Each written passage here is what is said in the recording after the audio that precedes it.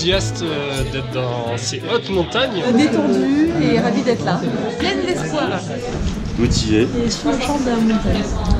Impatient que ça commence.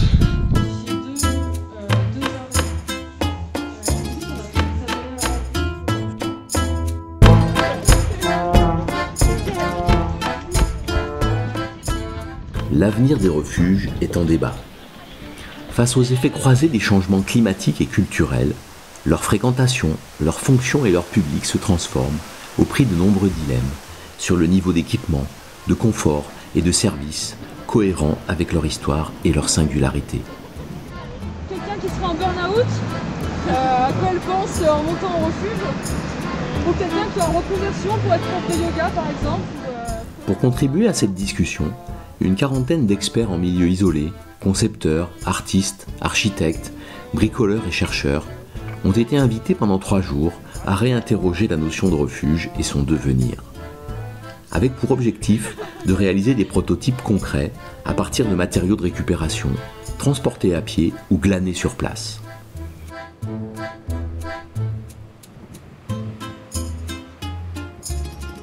Après une séquence introductive au jardin alpin du col du Lautaret, 1h30 de marche conduit les participants au refuge de l'Alpe de Villard-d'Arène, à 2079 mètres d'altitude, dans le parc national des Écrins, où ils seront accueillis par Sabine et André Keynes, qui en sont les gardiens.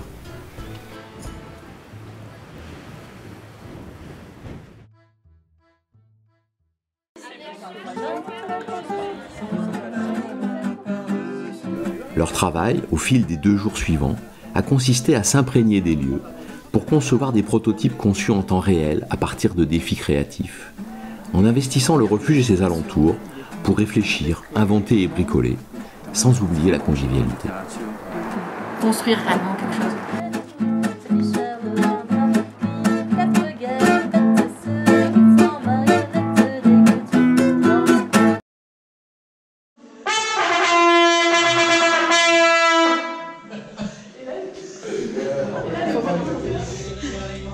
Ça va plutôt être un mec comme ça,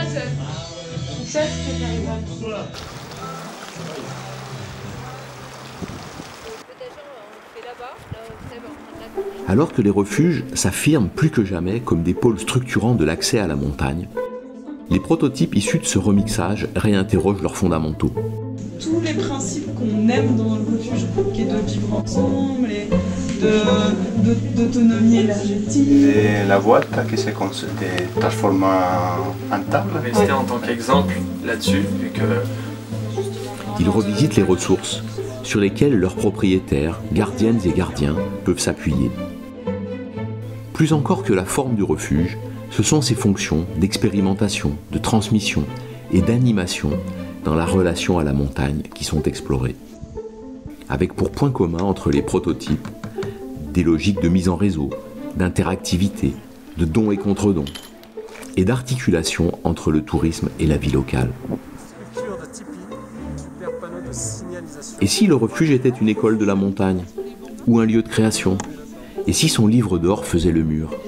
Et si la déconnexion à laquelle il invite permettait de mieux se reconnecter à la nature, à soi-même et aux autres?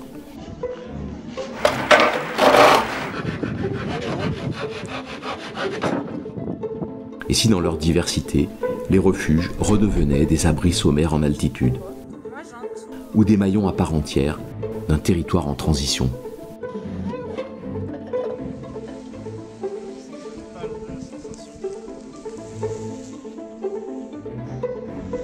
Donc là, t'es en train de faire ton nid. C'est trop génial. Hein? Tu t'attendais à ça? Je sais pas quoi, mais c'est trop chouette. Ouais.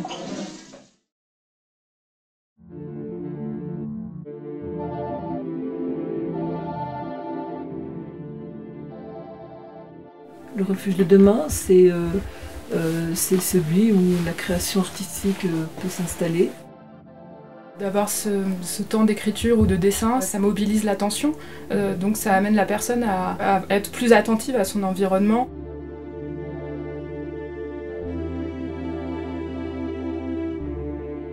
On a essayé de penser 3 niveaux de frugalité. À la fois la frugalité dans la construction, il y a la frugalité sur place. Aujourd'hui, il y a des outils, mais demain, ils peuvent évoluer.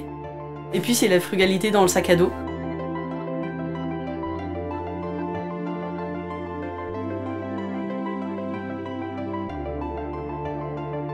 Le lieu particulier qu'est le refuge, donc, où se créent des expériences, des bouts de vie, des choses qu'on retient, etc.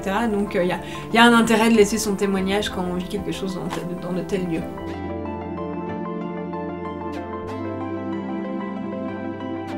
On a 2 prototypes. On a un premier prototype qui est Annie et un second prototype qui est une tanière. C'est l'aspect déconnexion et connexion. C'est une sorte d'introspection, de méditation aussi très coupée du sensationnel. On va aussi jouer sur tout ce qui est immensément petit, immensément grand. Et avant de rentrer dans la tanière, on leur fait lire un extrait qui porte sur l'univers. Le touriste n'est plus le touriste d'aujourd'hui. C'est qu'il vient avec une envie de participer aussi, qui s'interroge sur un système aujourd'hui, un système économique, financier, politique, et qui se disent de quelle manière on pourrait vivre en étant beaucoup plus acteur de ce qu'on est et de ce qu'on produit sur un territoire.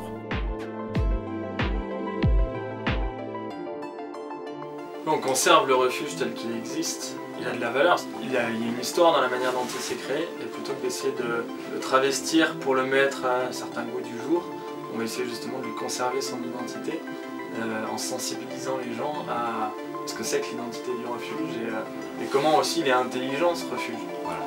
Sobre mais très ingénieux.